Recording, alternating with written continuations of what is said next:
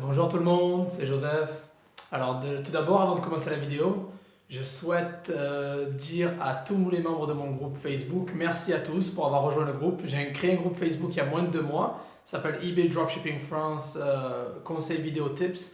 J'ai atteint plus de 1000 membres sur le groupe en moins de 2 mois, je l'avais créé vers la fin octobre, donc c'est vraiment une tuerie. Merci à tous. Rejoignez mon groupe si vous ne l'avez pas fait, je suis tous les jours sur le groupe, je donne du lourd, je donne des gros conseils, je suis réactif, on a une équipe formidable, je ne suis pas seul quand même, on a du monde qui répond derrière. Donc merci à tous et rejoignez mon groupe si vous ne l'avez pas fait déjà. Puis tout d'abord, bon, ce jour de réveillon, le 24 décembre 2018, voilà, je vais faire une vidéo sur les erreurs à ne pas commettre en dropshipping, c'est-à-dire que ça peut être au début ou plus tard. Évitez ce genre d'erreur parce que ça peut vous nuire, c'est-à-dire perdre un compte ou autre. Et bon, ils peuvent ralentir, etc. Donc voilà, je vais commencer directement avec les erreurs à ne pas commettre dans le dropshipping. Comme d'habitude, on commence directement. Alors, erreur numéro 1 à ne pas faire, négliger ses clients.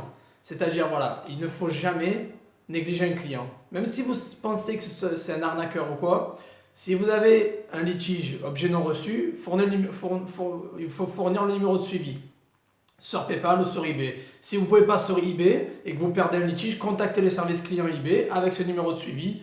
Si ça a été livré, ils vont fermer le litige en votre faveur. Ça m'est arrivé plusieurs fois et j'ai toujours récupéré mon argent dans tous les cas. Donc si un objet non reçu, numéro de suivi, voilà, et soyez toujours courtois. Vous connaissez l'expression kill them with kindness. Tuez-les avec de la kindness, c'est-à-dire avec de la gentillesse, si je puis dire.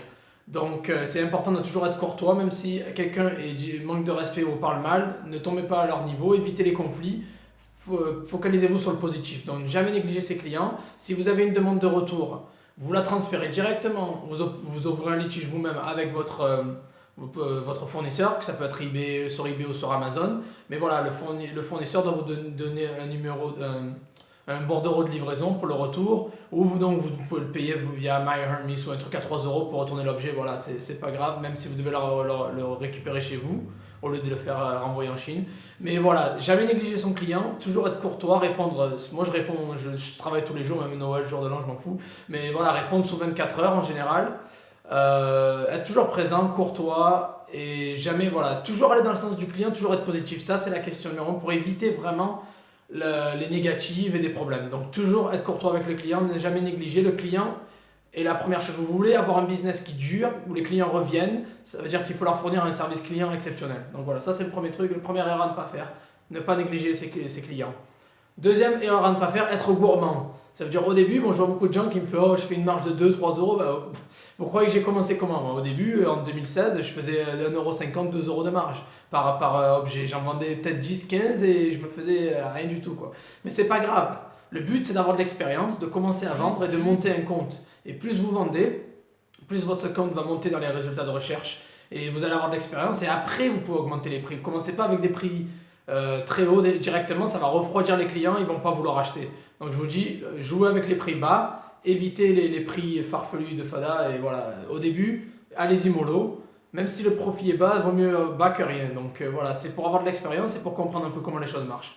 Erreur numéro 3 à ne pas faire, être feignant. C'est-à-dire, voilà, ça c'est une spéciale dédicace pour les gens qui pensent que le dropshipping vous arrivez, vous avez AliExpress, eBay, vous transférez tout avec un logiciel sur eBay et ça fait tout seul. Commande automatique, recherche des produits automatiques, etc. Et vous passez 5 minutes par jour. Alors ça, c'est du n'importe quoi, il faut arrêter. Le dropshipping, c'est un vrai business, il faut le traiter comme tel. Ça veut dire il faut aller faire vos recherches vous-même des meilleurs produits. Vous les mettez sur votre site. Bon, vous pouvez utiliser un listeur si vous voulez, moi je le déconseille, et surtout qu'il y a beaucoup de gens qui se sont fait blacklister à cause de ça. Donc moi je fais tout à la main, je vais chercher manuellement mes produits, même si j'en poste que 2-3 par jour, c'est pas grave, je peux en poster 10, 20, 30, mais 2-3 par jour, c'est pas grave. Je vais les rechercher à la main moi-même et les lister sur mon compte eBay ou sur ma boutique Shopify, etc. Voilà, donc il faut passer du temps. Au début, j'ai passé des heures entières, c'était un travail à temps plein pour moi. C'est toujours un travail à temps plein parce que le business a vraiment grandi. Il y a une croissance assez énorme en 2 ans. Mais voilà, c'est un business à temps plein. Il ne faut pas le prendre comme un truc en vacances. Genre, vous rentrez le soir, vous le faites pendant 10 minutes et vous allez gagner 2 000 € par mois. Ça, c'est pas vrai. Il ne faut pas être feignant, il faut le traiter comme un vrai business. Allez chercher vos produits vous-même, mettez-les sur votre boutique vous-même. Et donc optimiser comme je vous ai dit, sponsoriser, c'est du travail, c'est un vrai business, il ne faut pas le prendre à la légère. Voilà. Conseil numéro 4, ne vendez pas de contrefaçon ou de produits Vero. Alors, je me suis fait avoir plusieurs fois, j'ai perdu pas mal de comptes à cause de ça. Je sais qu'il y a beaucoup d'argent à se faire dans les contrefaçons, les Vero, etc. Mais bon, si c'est des contrefaçons ou des Vero, c'est qu'il y a une raison. Voilà. Donc, si vous n'avez pas le droit de vendre quelque chose ou qu'il y a beaucoup d'objets très attractifs à des prix beaucoup plus bas, c'est-à-dire c'est à 150 € sur Amazon et ça coûte 80 sur eBay, c'est qu'il y a un problème. Ou 40, c'est qu'il y a un problème. Voilà, donc évitez ce genre de truc. eBay ne rigole pas du tout avec ça et PayPal non plus. Ils vont vous donner 2-3 avertissements et après ils vont vous bannir votre compte. Donc évitez les contrefaçons, les Vero. C'est très dangereux, surtout si vous voulez construire un business sur le long terme viable. Voilà.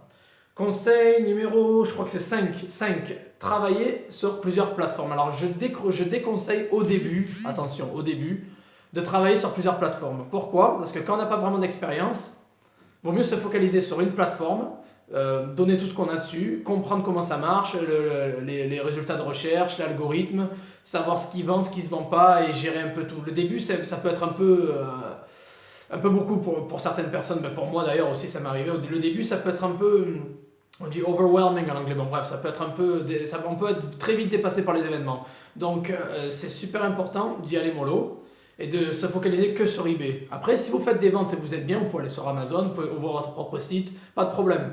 D'ailleurs, c'est très conseillé de diversifier vos revenus. Mais pour le début, voilà, je vous conseille, travailler sur une seule plateforme, parfaire vos techniques sur cette plateforme et après vous pouvez commencer à aller ailleurs quand vous avez plus d'expérience et que vous commencez à connaître le business. Conseil numéro 6, ne pas aller trop vite au début. Alors il y a beaucoup de gens qui me disent je peux lister 40-50 produits en une journée. Non, au début, il faut y aller doucement. Surtout eBay maintenant, ils sont de plus en plus stricts, ils font des vérifications de plus en plus strictes, donc il faut y aller doucement. Il faut vraiment faire attention. Vous mettez la première semaine, comme je dis, un objet, puis après vous passez à 2 par jour. Un objet par jour pendant la première semaine, puis 2 par jour, puis 3, il faut y aller tranquille au début. Et après, quand vous voyez que tout va bien, vous pouvez poster de plus en plus. Mais lister beaucoup d'un coup, c'est le meilleur moyen pour vous faire flaguer votre compte. eBay va vous suspendre, va vous demander pièces d'identité, preuve d'adresse et des factures. Donc, vaut mieux éviter ça. Voilà. Donc, ne pas aller trop vite. Et vous pouvez lister des objets du dropshipping au début. Par contre, il faut avoir des factures derrière ou il faut vous débrouiller pour avoir une facture. Donc, on pourra en parler dans une autre vidéo. Ça, il y a des solutions. Mais voilà, ne pas aller trop vite, y aller mollo, ne listez pas trop au début, ne passez pas de 0 à 1000 € de CA, même si vous pouvez le faire, ne le faites pas, parce que vous allez vous faire suspendre et ils vont demander des documents, et PayPal avec ça, même si vous fournissez les documents, ils peuvent vous bannir quand même, donc il faut y aller mollo au début, c'est une erreur d'aller trop vite, de vouloir griller les étapes. Et donc le conseil numéro 7 et le dernier conseil, c'est éviter les annonces erronées, c'est-à-dire un mauvais titre, ou un titre maladroit ou qui peut être mal interprété. Évitez les descriptions qui ne sont pas honnêtes ou pas vraiment descriptives de l'objet. Voilà, et la livraison surtout, la livraison. Faites en sorte que le délai de livraison correspond exactement avec votre fournisseur. Ne donnez pas de faux espoirs aux clients parce que ça peut vous attirer que des ennuis, des plaintes et donc des opinions négatives. Et vous pouvez avoir les opinions négatives, l'algorithme va être plombé. Donc voilà, les annonces, il faut qu'il y ait un titre parfait, une description parfaite. Faites en sorte que l'objet correspond exactement aux photos, à la description, la livraison est correcte. Et c'est une des erreurs que les gens font beaucoup au début, ça m'est arrivé aussi au début, de faire la promotion d'un objet qui n'est pas exactement ce qui est, ou j'ai mis une ligne maladroite ou un mot maladroit mal interprété, ou des livraisons pas carrées, et du coup je me suis pris des plaintes, et bon, voilà, c'est litige, évaluation négative, ça va vous porter que préjudice. Donc voilà, c'était mes 7 conseils pour la journée, pour ce réveillon. Voilà, je pense que j'ai été clair. Je ne vais pas les répéter parce que vous pouvez juste retourner en arrière et les voir. La vidéo est assez longue déjà. Donc voilà, merci à tous encore. Rejoignez mon groupe. Je lâche du lourd sur le groupe. Ça fait plaisir. Si vous voulez vous soutenez, vous aimez cette vidéo, le meilleur moyen, je ne veux pas d'argent, c'est juste des likes sur la vidéo. Et voilà, donc joyeux Noël à tous. Bon réveillon. Passez de bonnes fêtes. Et on se voit sur mon groupe, j'espère. On est plus de 1000 déjà. On est en train de tout péter, quoi. Voilà. Et ça va continuer 2019. Ça va être de plus en plus lourd. Allez, merci à tous, bon réveillon, bonne fête, joyeux Noël et à bientôt.